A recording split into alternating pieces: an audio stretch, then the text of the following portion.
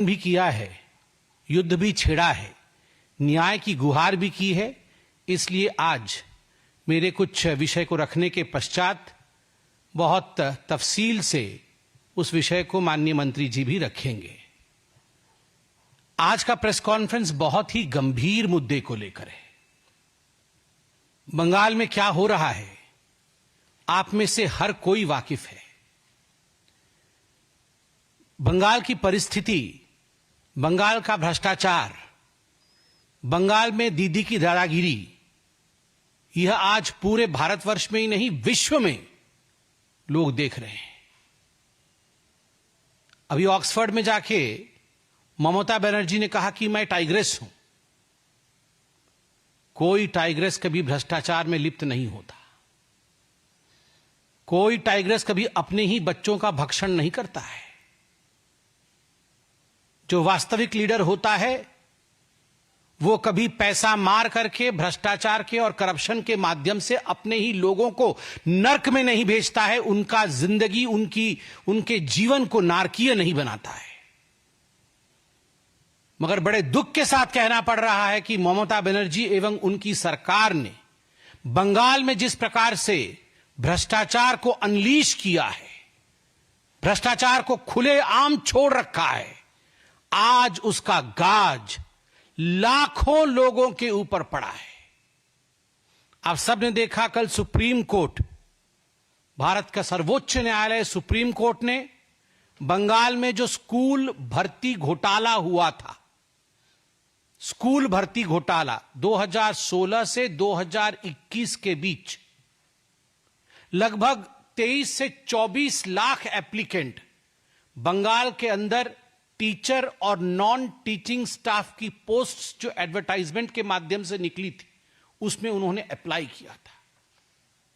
और 2016 से 2021 के बीच लगभग 25,780 से अधिक टीचर और नॉन टीचिंग स्टाफ का रिक्रूटमेंट किया गया था। और उसमें इतने बड़े तादाद में भ्रष्टाचार हुआ था कि इस विषय को लेकर अनेकों लोग कोर्ट में गए थे। और उस समय बंगाल में इसे ब्राइब फॉर जॉब स्कैम, पैसा लेकर काम देने वाला scam, bribe for job scam और स्कूल भर्ती घोटाले के नाम से जाना गया। अप्रैल 22, 2024 में कलकत्ता के हाईकोर्ट ने बड़ा स्पष्ट निर्णय दिया। उन्होंने यह निर्णय दिया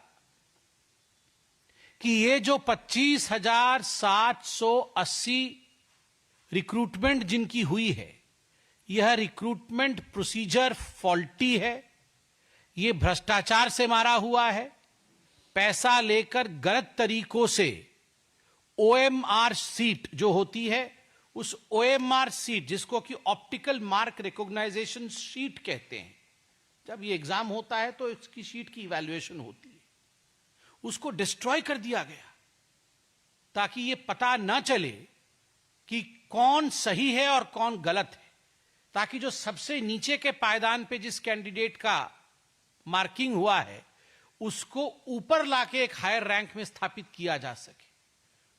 जो टॉपर नहीं है उसको टॉपर बना दिया जाए, जिसने क्वालिफाई नहीं किया और ओएमआर शीट में कोई भी प्रश्न का उत्तर नहीं दिया, उसको किस प्रकार से रिक्रूटमेंट दे दिया जाए पैसे के बल पर।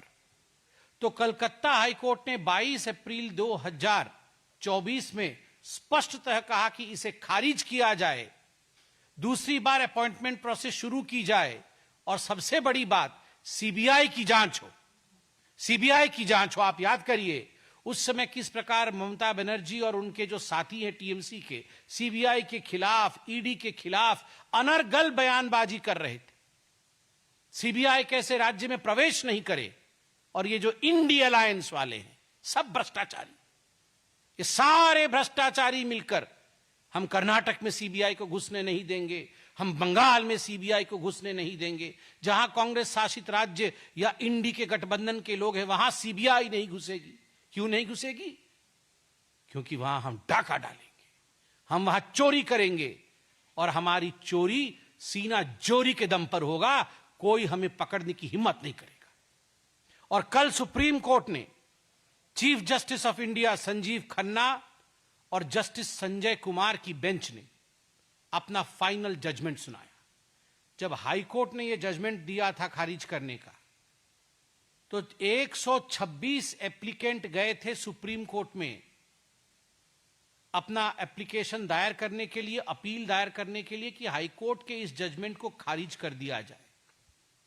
उसमें से एक एप्लीकेंट वेस्ट बंगाल की सरकार भी थी। सरकार ने कहा नहीं, ये हाईकोर्ट गलत बोल रही है, ये हाईकोर्ट हमारे एजुकेशन सिस्टम को ध्वंस करना चाहती है, तो हाईकोर्ट के इस फरमान को, हाईकोर्ट के इस डिसीजन को खारिज कर दिया जाए। सोचिए, ऐसा बोला था वेस्ट बंगाल की सरकार ने।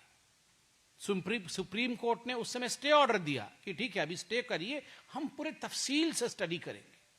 उन्होंने सब पे स्टे ऑर्डर दिया, तफसील से इसमें पूरी स्टडी हुई, और कल सुप्रीम कोर्ट ने 2 जजों की बेंच, जिसमें chief justice of India Sanjeev Khanna और जस्टिस संजय कुमार, दोनों ने अपना जजमेंट सुनाया। मैं जजमेंट का एक अंश पढ़ के सुनाता। We have gone through the facts regarding findings of this case. Entire selection process is vitiated by manipulation and fraud. हमने इस केस के तथ्य को जांचा है, पूरे केस के तथ्य को जांचा है, सुप्रीम कोर्ट कह रही है, और पूरा का पूरा मामला जो सिलेक्शन प्रोसेस है वो मैनिपुलेटिव है, उसको मैनिपुलेट किया गया है, और फ्रॉड है, धोखाधड़ी है, धोखा दिया गया है। Credibility and legitimacy has been denuded.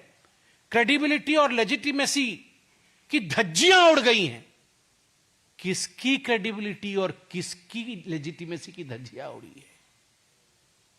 Mamata Banerjee की सरकार, वेस्ट बंगाल की सरकार और वेस्ट बंगाल की मुख्यमंत्री ममता बनर्जी की क्रेडिबिलिटी और उनकी लेजिटिमेसी की धज्जियां उड़ गई हैं। यह सुप्रीम कोर्ट ने कहा है, ये कोई भारतीय जनता पार्टी नहीं कह रही। No reason to interfere in the high court judgement.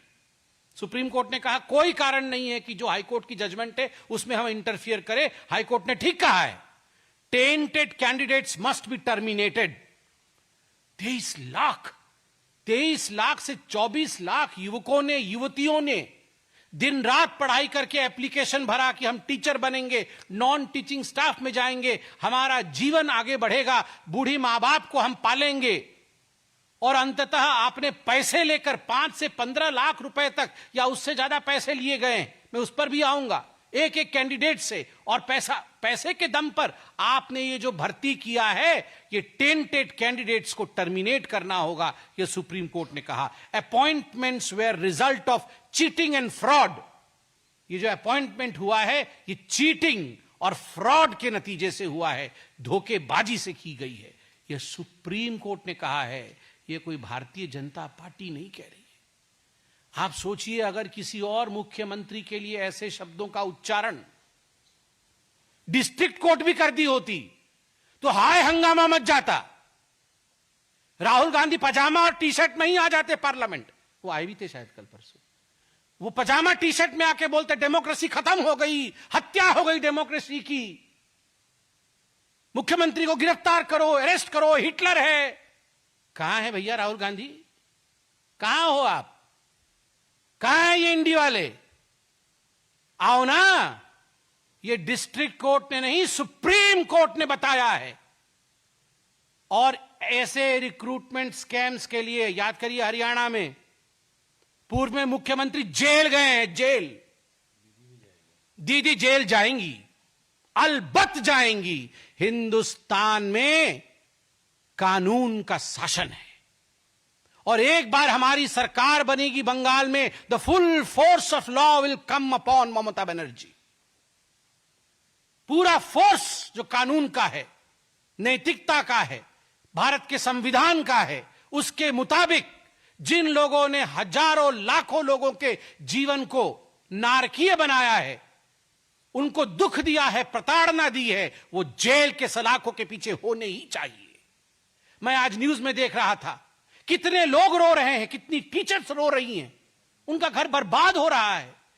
ये जो अभी लगभग 26,000 लोग निकाले जाएंगे, क्या लगता है आपको अगर भ्रष्टाचार के माध्यम से भी जो टेंटेड हैं उनको भी रखा गया हो तो उनके जिंदगी पर भी क्या गुजर रही होगी? क्योंकि ये सारी घपलेबाजी, घोटालेबाजी ममता बनर्जी की सरकार ने किया है, इसलिए लाखों लोग आज परेशान हैं। ममता बनर्जी जी से आज हम सब डिमांड करते हैं कि जो 25,750 लोगों की तनख्वाह बंद होगी, ममता बनर्जी टीएमसी के फंड से, सीएम रिलीफ फंड से उनका भरण पोषण करे और उनको सैलरी दे, उनको सैलरी दे और उनका भरण पोषण करे।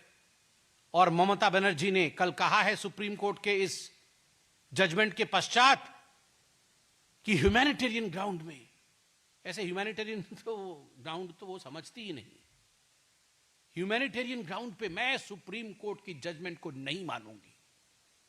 आई will not comply by the orders of supreme court. मैं नहीं मानती हूं, मैं खारिज करती हूं सुप्रीम कोर्ट के ऑर्डर को।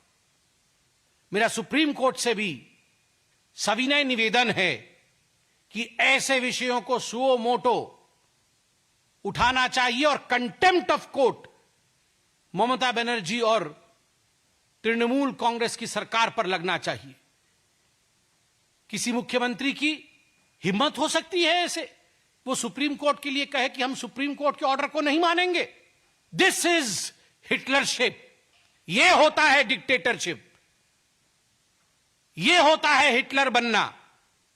जब कोई व्यक्ति उठकर कह दे कि मैं सुप्रीम कोर्ट को नहीं मानती, मैं सुप्रीम कोर्ट के जजमेंट को नहीं मानूंगी, यह होता है डिक्टेटरशिप। और इसलिए इस तालिबानी डिक्टेटरशिप शासन के खिलाफ आज बंगाल की जनता को एक होने की आवश्यकता है। याद करिए वो पार्थ चैटर्जी, सब लाया हूं मैं, वो पार्थ चैटर्जी जो गिरफ्तार हुए थे 2022 में, उस समय वो पार्थ चैटर्जी स्टेट के एजुकेशन मिनिस्टर थे। और स्टेट के एजुकेशन मिनिस्टर के साथ साथ कौन कौन गिरफ्तार हुए थे? एमएलए मानिक भट्टाचार्य, एमएलए जीवन Krishna Saha, TMC leader Shantanu Kundu, TMC leader quintal Ghosh, सबसे मुख्य पार्थ चैटर्जी। मगर मेरे से भी गलत उच्चारण हो गया, सबसे मुख्य पार्थ चैटर्जी नहीं, पार्थ चैटर्जी का जो अरेस्ट मेमो है, मुझे पता नहीं आप में से कितने लोगों ने पार्थ चैटर्जी का अरेस्ट मेमो पढ़ा है। पार्थ चैटर्जी ने अपने अरेस्ट मेमो में लिखा है your guardian and your relative, जिसके कहने पर आप काम करते हैं, उन्होंने लिखा है अपने हैंडराइटिंग से ममता बनर्जी, ममता बंदोपाध्याय আমার গার্ডিয়ান। आप सोचिए, পথপ্রদর্শক মমতা ব্যানার্জি, আমার গার্ডিয়ান মমতা ব্যানার্জি, আমার रिश्तेदार, আমার रिलेटिव ममता बनर्जी, ममता दीदी, ये उनके अरेस्ट मेमो में लिखा हुआ है। आप जाके देखिए अरेस्ट मेमो।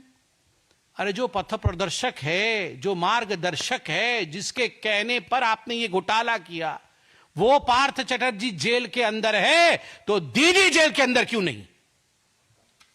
ये फोटो देखिए, ये पार्थ चैटर्जी, पार्थ चैटर्जी के साथ जो मोहतरमा खड़ी है उनका नाम अर्पिता घोष है।